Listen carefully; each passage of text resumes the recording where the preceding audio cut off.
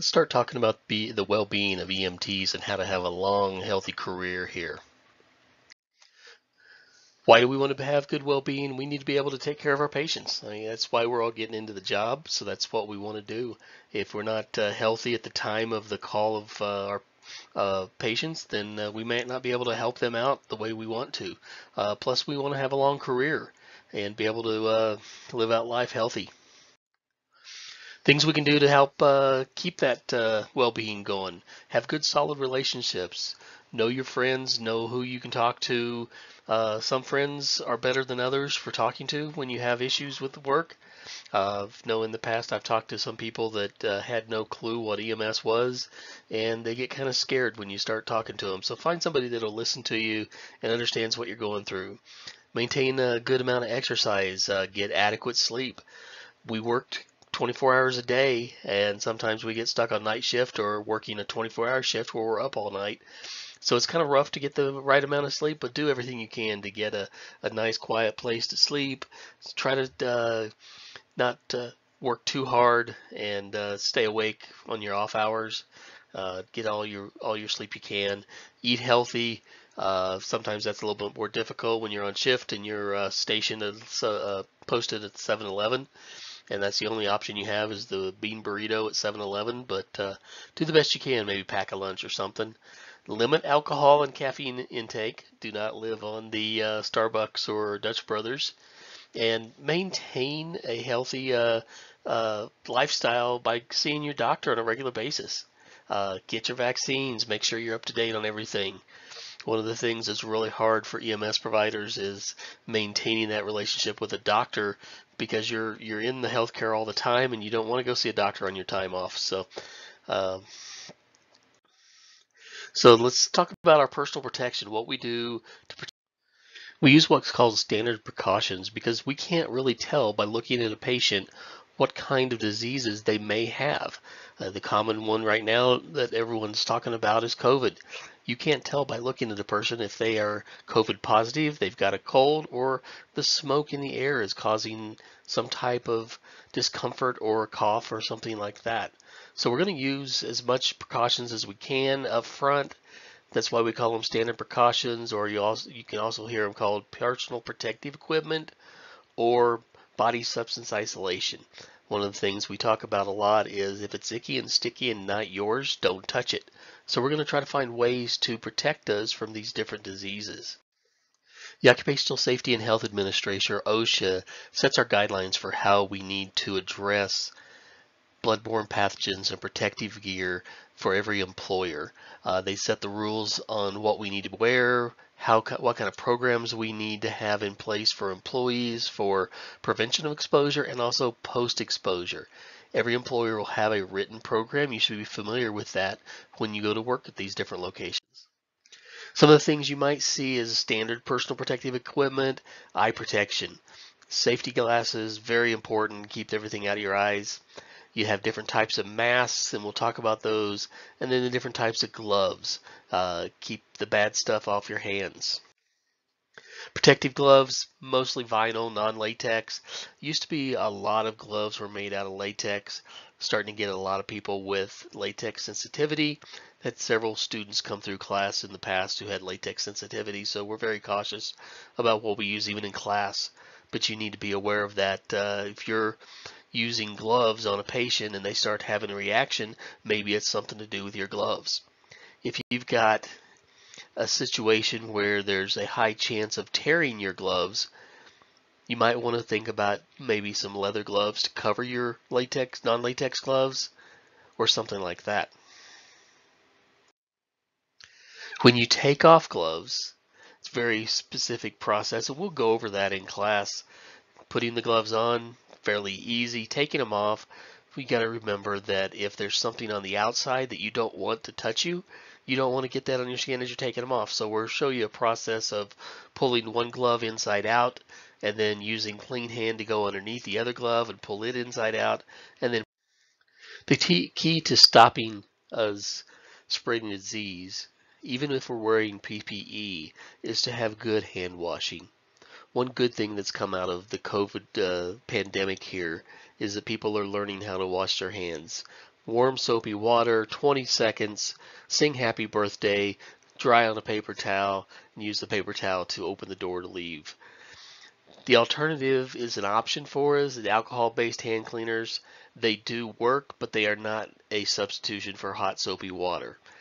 They work on the ambulance where we don't have sinks, but as soon as you get to a location that has a sink with running water, you really should grab the hot soapy water, wash your hands for 20 seconds and clean them up, even if you had disinfected them before with a little alcohol. Another important piece of personal protective equipment is your eye and face protection. What we want to do is have some type of glasses on that has side shields. Even better, they make them with little foam around the sides of the glasses, around the tops and bottoms, so even body fluids don't splash in there. Great protection.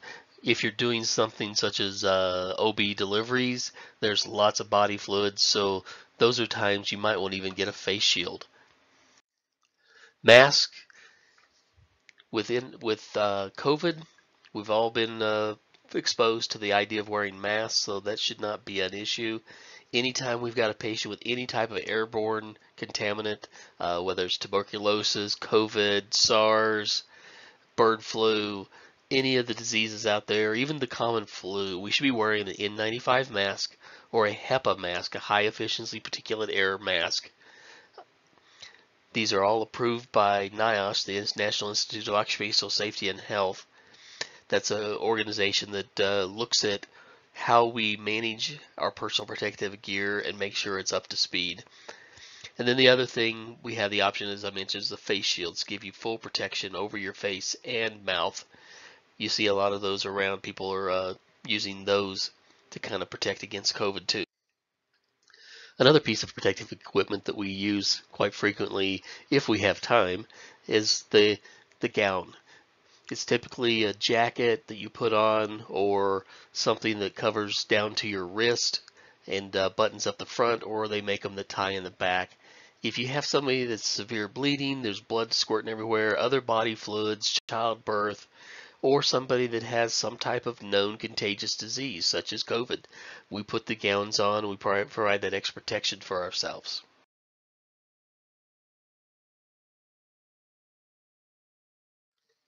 Two diseases that we're concerned about in the blood are hepatitis B and C. Just knowing your basic medical terminology, HEPA is liver and titus is inflammation, so they're inflammation of the liver.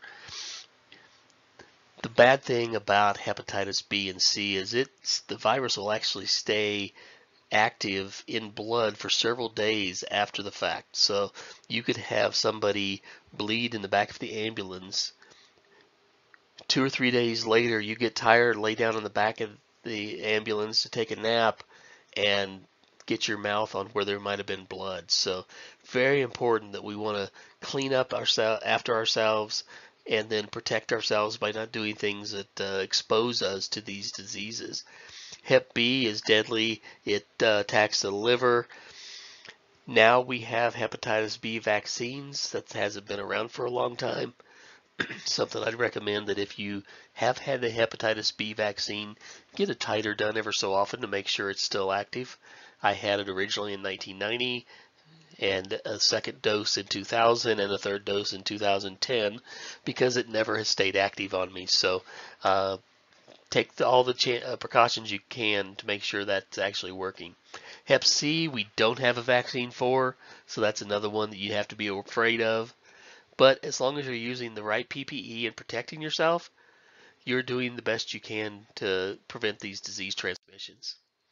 TB, it's a disease of the lungs that you see going around areas with low health care and high populations, homeless camps, drug encampments, and jails are places you see it a lot. Colorado Springs was actually one of the treatment sites for TB in the early 1900s because the high altitude and dry air were good for the patients and helped them fight the disease a little bit better. We don't have a high incident of TB anymore, but it does pop up in the homeless camps around town on a fairly frequent basis. If you see somebody that's having difficulty breathing, they're coughing a lot, put a mask on them, put a mask on yourself, and protect everybody in the area. AIDS, acquired immune deficiency syndrome, that's another disease out there. Actually, when I started working in EMS, HIV and AIDS was not an issue. So I am before AIDS, as that's how old I am. Back in the 90s, we finally learned about this disease that was coming in certain populations that increase your immune compromised problems, and we started wearing gloves. So I'm actually old enough that we didn't wear gloves when I started EMS. It's a low risk to healthcare workers because it's harder to transmit. You have to have a really good body fluid to body fluid contact for this one to transmit. Unlike hepatitis B or tuberculosis, you can't just get it from being around the area. You have to have the fluid contact. Body fluid or blood is your usual route.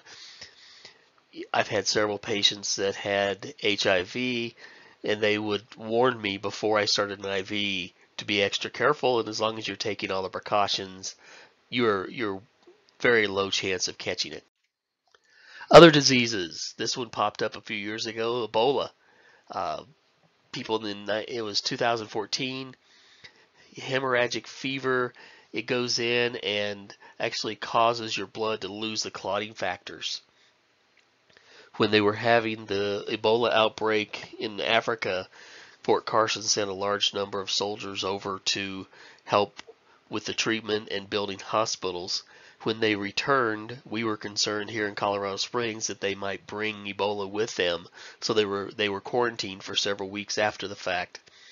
Because of my work at Colorado Springs Utilities, we were not sure if the disease was still active when it was released from the body, and so I mapped out every manhole and every pipe that went from the quarantine location to our treatment plants so that we could prevent our workers from going in those if they might have some active Ebola and get exposed to those. So I mapped out poo flow throughout the city, which was fun.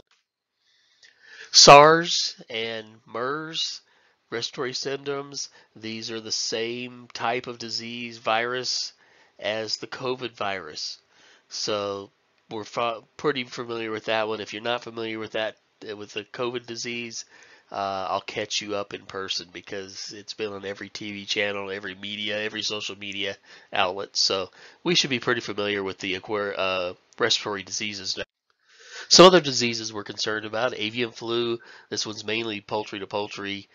Sometimes it gets infections into humans if they're working around the poultry, but human to human is very rare. The one thing that disappeared over the last couple of years that hopefully doesn't come back is the flu. The flu back in the 1918 time period actually killed 30 to 50 million people around the world because everybody was going back and forth across the oceans fighting World War I and transmitting this flu around the world. So it became a bad issue. Simple thing to protect against the flu: put a mask on, wash your hands. Same as we're doing for COVID. So infection control, we talked about OSHA being the guidelines. It says you have to have infection control plans. They also have some requirements for employees to actually use the equipment. If you don't use the personal protective equipment that your employer does provide for you, then you may be partially liable for any exposure. So it's really important that you use the equipment you're given. If you have some type of exposure, you have to let your employer know right away. That's part of the infection control plan. As students, if you have an exposure on your clinical time, you need to let me know immediately, and then we have an exposure control plan worked through UC Health. We'll send you in, get you tested, get you the prophylactic treatment right away. Hopefully that doesn't happen because you're going to be wearing your PPE and you're going to avoid any icky, sticky things that aren't yours. Key components of your exposure plan. You have to have the plan. You have to have education. Everybody has to have the right training. You have to train the employees how to put on the gloves, how to put on the mask, how to take off the equipment when it's done. Everybody has to be provided a hepatitis B vaccine. If you're unwilling or unable to take the vaccine, you sign a paperwork that says you're not going to hold the company liable if you catch it. Methods of control. We have gone to a lot of needleless IV systems so that we don't have a lot of needles floating around the back of the ambulance. We still use needles to start IVs, but once the IV is in, there's very little sharp objects. Housekeeping. How do you clean up? What do you clean up with? Bleach and water, 1 to 10 solution. Kills pretty much anything out there, including the COVID virus. Proper labeling of equipment. If anything's dirty, it goes in a red bag that has a biohazard symbol on it. That's how we know that things are, we don't want to take care, we don't want to use those again. Post-exposure evaluation, that's what I talked about. If you get exposed, you let us know, we get you in for testing, then we get you the follow-up care, probably some prophylactic medication. The Ryan White Care Act. Several years ago, there was a dentist that exposed his patients to, I believe it was HIV.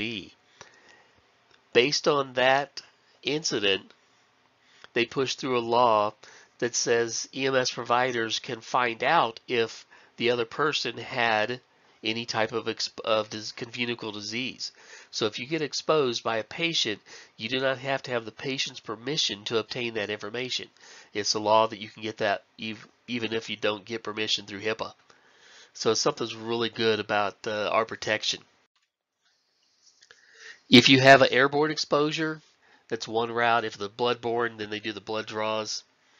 Key thing here is to notify the employer that you've had exposure, document it, and then they will take care of the follow-up information for you. TB compliance.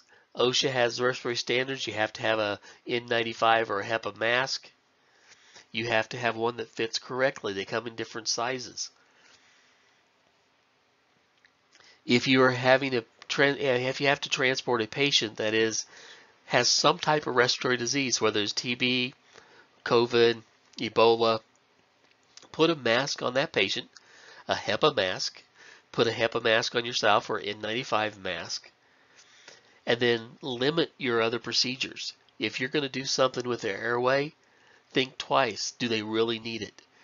Do not withhold care for your patient, but try to find ways to take care of their airway without stirring up any of the diseases. They've made some really creative shields to put around your patients while you do intratracheal suctioning and intubation thanks to COVID. So we've got some extra protections out there. Use what's available in your system. You need to be up to date on your immunization. It is like PPE. If you have immunization, it's like showing a wanted poster to your white blood cells. Your white blood cells says, hey, if I see this guy, we go attack it, and this is how we're going to attack it. They form a plan.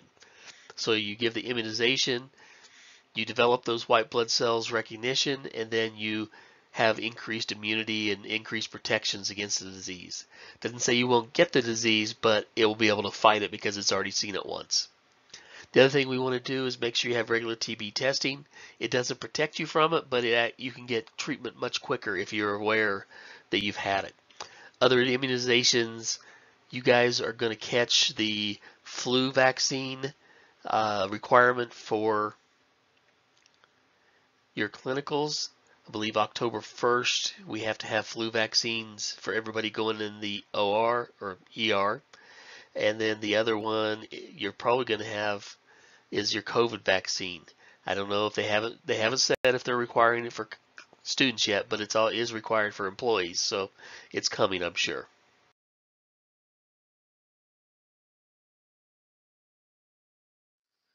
There is stress in EMS. There's stress from working odd hours, strange hours, long hours. There's stress from working with the same person for 12 hours in the same ambulance. There's stress from the things you run into. So you're going to have to develop your own ways to manage the stress. We'll give you some ideas on things you can do to help manage that stress. You have to be aware of the signs of stress on your partner or your friends and family that you're around. If you see somebody that needs help, get them help. There's a great organization here locally called Signal Code 4. They are a nonprofit that specializes in public safety, mental health. Great organization. The founder was a paramedic up in Cripple Creek, and Woodland Park area. They offer great service, and they adjust their rates based on what you can pay based as an EMT. So they've got some good opportunities to help. What you need to understand is how to maintain your sanity as you go through this part. Understand the physical problems you're going to develop with stress. Sometimes stress is good. Stress causes our heart rate to increase and our muscles to go faster and our eyes to get bigger and be able to see better. But it's when that stress gets beyond what we can control that it becomes an issue. The first stage is that fight or flight. That's when your parasympathetic, or your sympathetic nervous system takes over and your heartbeat goes up, your digestion decreases, your blood flow increases, your eyes dilate so you can see better. The second stage is where we start to cope. We get to the point where we can handle the stress that's going on and we relax and we can take care of what needs to be done. The problem that we get to the very end is when we get to the exhaustion. You've used every resource in your body to take care of everything you had to do. About 10 years ago, I responded to a tornado in my hometown in Joplin, Missouri. The drive there, I was all under fight or flight because it was my hometown. I knew everybody. I knew lots of people that were injured and missing. So I was kind of amped up on the 12-hour drive there. Got there, I took care of what I needed to do. I worked in the emergency operations center for a few weeks, helping make sure things happened and got taken care of. When I drove back home, I fell asleep 2 hours outside of the city, slept for another 4 hours on the side of the road until the police officer stopped to make sure I was okay. I was so exhausted because I'd been running in that second stage of managing my stress. My body was totally run down. So he was nice enough to make sure I got to a hotel and slept for a while longer before I drove the rest of the way home. Just remember these three stages: the fight or flight, the first stage, the second stage is resistance, and the third stage is your exhaustion.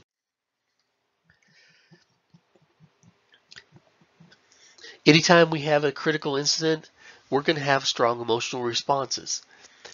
We need to be aware of what those responses are so we can work within our systems to make sure we're taken care of. Acute stress reactions, you see the catastrophic event like a huge fire, a building collapse, just a simple car crash where you actually know the victims can be an acute stress reaction inducing event. Know what your signs and symptoms are. You're confused, you're stressed, you're can't focus, you have emotional outbursts. Things just aren't normal. They might need some professional help. Seek the right help. Make sure you find somebody that can talk to you and listen to you. One good thing the Colorado Springs Fire Department did several years back is start a peer support program. So if you have an acute stress reaction, you talk to another firefighter who's been trained to listen and to look for triggers that might need more help than they can provide, but it's somebody that knows your job, that's a peer that can actually understand what you're talking about. I've talked to just some counselors before, and when they ask me what's the worst thing I've ever seen, I tell them and they end up crying in the corner and I have to consult them. So make sure you have the right person. Another type of stress reaction is delayed, typically called the post-traumatic stress disorder or PTSD. These are symptoms that show up months, years after the incident. They're usually triggered by something similar or something that gets the mind on that topic. Hard to recognize, hard to deal with, but you need to get these people to professional help. If you're having issues yourself, you need to get professional help. It's not wrong. I told you about Signal Code 4. They're public safety providers that actually treat you. So you've got people that understand why you're going through what you're going through. Cumulative stress reaction, you have just been doing everything so long, it's called burnout. You've seen 50,000 of the same type of call and you're done with it. It's years of low-level stress that just get to the point of you can't deal with it anymore. Anxiety, boredom, apathy, loss of interest in anything pleasurable in life. it's hard to get past the cumulative stress. Also starts having some physical complaints. You lose your ability to sleep. You start having a loss of emotional control, irritability, depression. You're just having a bad day, and it's always going on. If it gets to the point whether you're withdrawn or having suicidal thoughts, we need to get these people, or if it's you, get yourself to some form of care. There's been several suicides in the last several years of EMS providers, even here locally, that we don't want this to happen. So if you know of anybody that's having thoughts, or if you are, reach out. Find somebody that you can talk to and get those things taken care of as quick as possible. Causes of stress. Multi-casualty events. You see more patients than you can handle. That's just one of those things that we're going to run across eventually in your career, and it's going to be stressful because as a EMS provider, you're going to try to figure out who you can help and who you can't help, and you're going to make some tough decisions. Any call that involves infant or children always gets the people going as far as stress. Severe injuries, gross deformed injuries, abuse and neglect. Please resist the urge to abuse and neglect the person that caused it to your patient. It will only get you time off. It does feel good, but you don't want that on your record that you hit a child abuser. It does feel good though. Death of a coworker, whether it's work related or not, somebody you work with died, and that causes you stress. So these are all things that you can think of as triggers. Start looking for help if you need it. Signs and symptoms of stress. Eustress. Eustress is the actual good stress that we run into. You get a call for a 2-year-old child in a pool. They're pulling them out. They're starting CPR. Your pulse rate goes up. You drive a little faster. That's because you got the eustress that's helping you get to that point where you can help take care of the child and save them. Distress is the bad stress. That's the negative stuff, the long-term health care or health problems. It wears your body down. You don't sleep good. You don't eat well, and things don't go good in your life. Problems you're going to run into at the distress is irritability. You can't concentrate. You can't make a decision. Changes in daily activity. You normally go for a walk, but you quit going for a walk. You quit eating at normal times. You have anxiety. Things set you off too easy, so you're worried about that. You're indecisive. What do you want for dinner? I don't know. Well, I don't want this, but I don't want this. Think about those things. If you're having some of these symptoms, reach out for the help. Guilt. Why was it me? Why wasn't it me? Why was it him? Why did this happen? Or I could have done something to save them. Isolation. You go hide in your basement and lock the door when you get home. You lose interest in everything, whether it's work, relationships, your favorite TV show. You just don't watch it anymore. Those are signs you might have a little bit extra stress in your life, and you need to think, do I need some ideas for dealing with stress? Let's look at changing our lifestyle, be more healthy, go for a walk on a regular basis. I've got a friend that every morning she gets up at 6 a.m. and goes for a walk before she goes to work.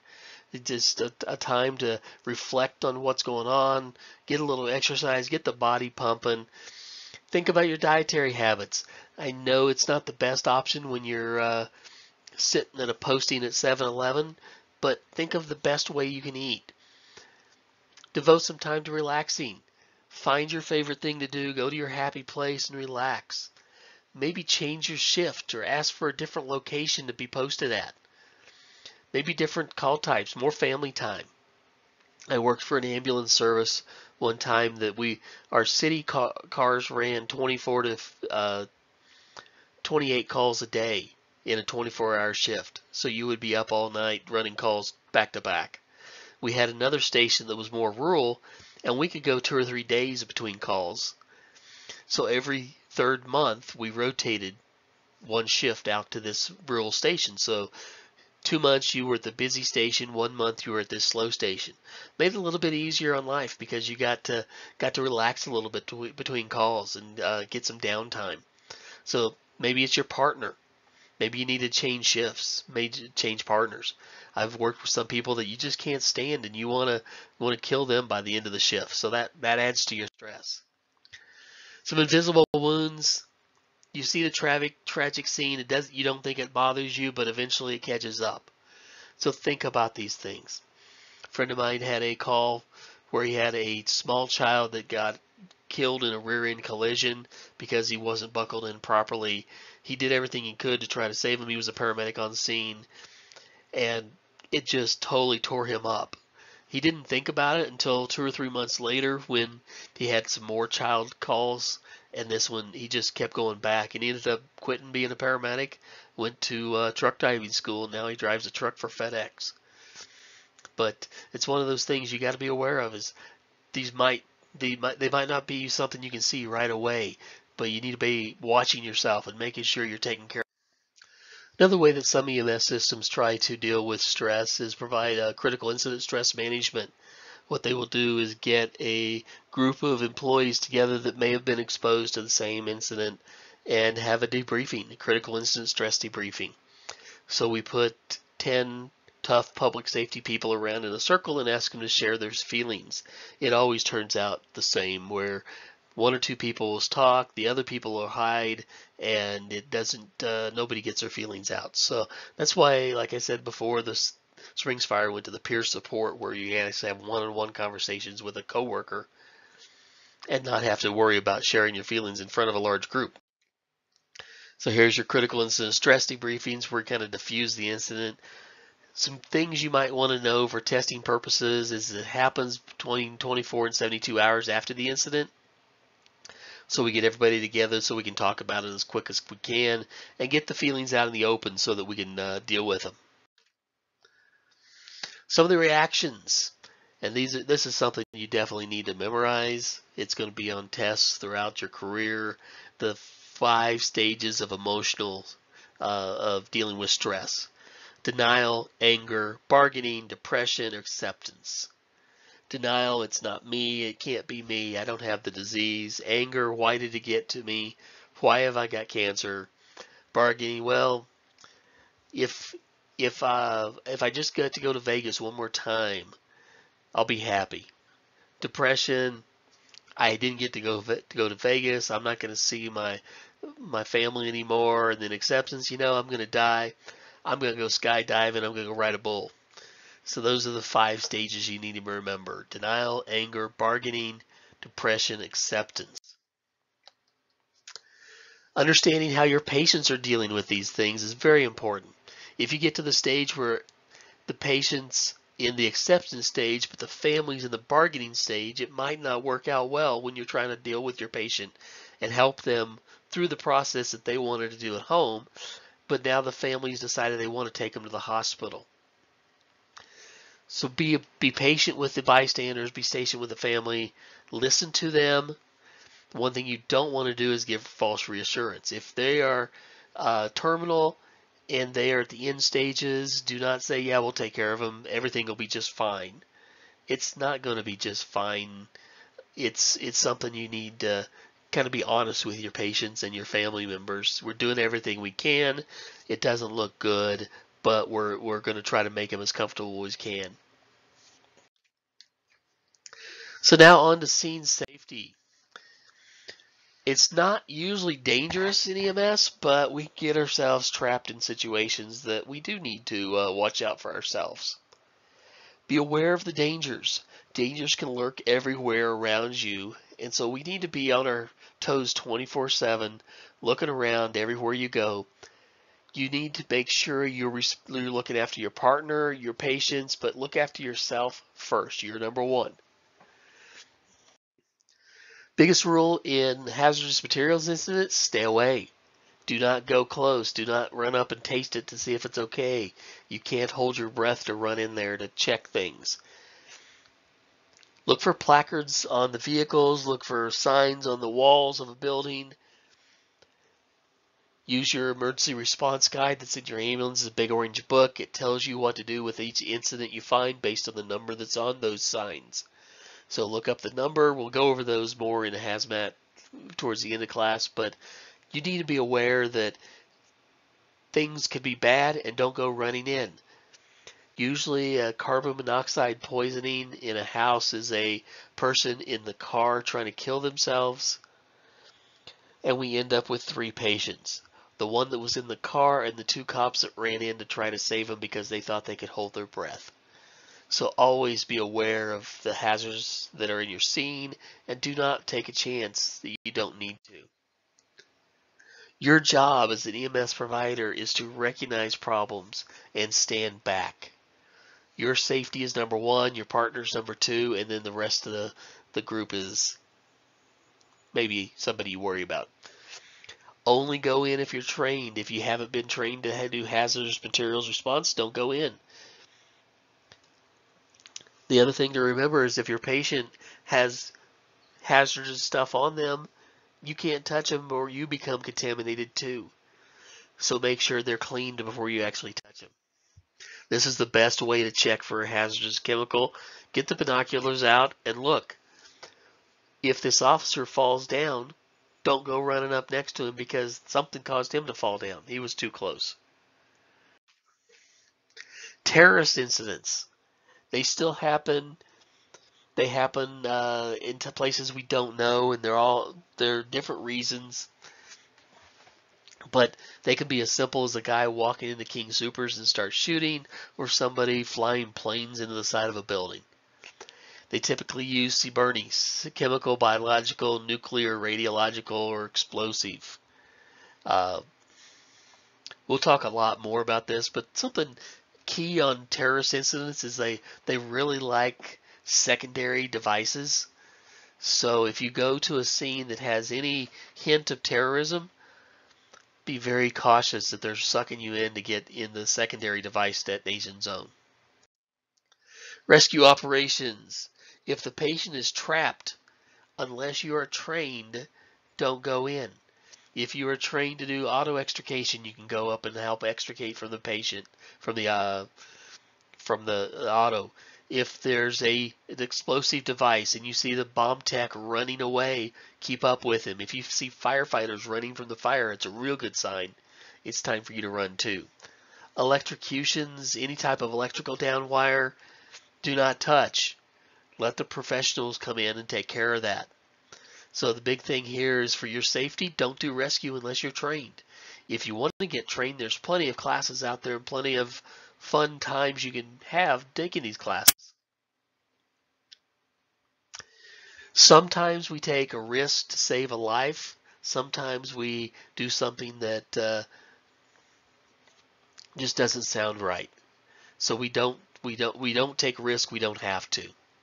I work a lot with the linemen from the guys that work on the poles with the live electrical lines, and they always tell me, we get paid to take a risk. You can turn the electric switch off and not have a risk. You don't have to take a risk. Same with ours. We can turn things off. We can wait till the police are there to settle the scene down before we go in. So take your time, make sure it's safe, and make sure you keep yourself healthy so you can take care of the patient. Sometimes people die. We're going to have to deal with that. Maybe you couldn't get to them because it was not safe to go in. So think about that. Make your good decisions. Violence, wear safe clothing. What do we mean by safe? Not loose where people can grab it.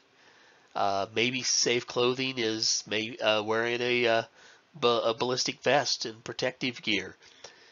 We do have a tactical medical team here in Colorado Springs, and they have all that gear. They're trained to go into the violent scenes. If you're part of that team, good for you. Go for it. The other thing is, if you have your equipment in your hand, you can't run, so drop it and run. Your equipment can be replaced a lot easier than you can. Carry your portable radio whenever possible. They have a button on the top called a big orange button. It's a panic button. It's called Bob, a big orange button. Press it. It will give dispatch a location where you are and tell them that somebody needs help right there, and they will send everybody possible to come help you. It's also important to decide who has what roles when you go into an unsafe scene or a scene that could be unsafe. Usually the driver is your safety person and the passenger is your patient care person. So I would go in second if I'm the driver. I've got my head on a swivel. I'm looking around, trying to find out what's safe at the scene, what I need to do to make it safer, and watching over my partner as things are going. When you approach the scene, look for clues that things might not be right. It's too dark. It's too light. It's noisy. It's not noisy. Something is not right. If you're concerned, turn off the lights and siren. Wait around the corner before the cops, so the cops show up first. Make sure it's safe for you to be there.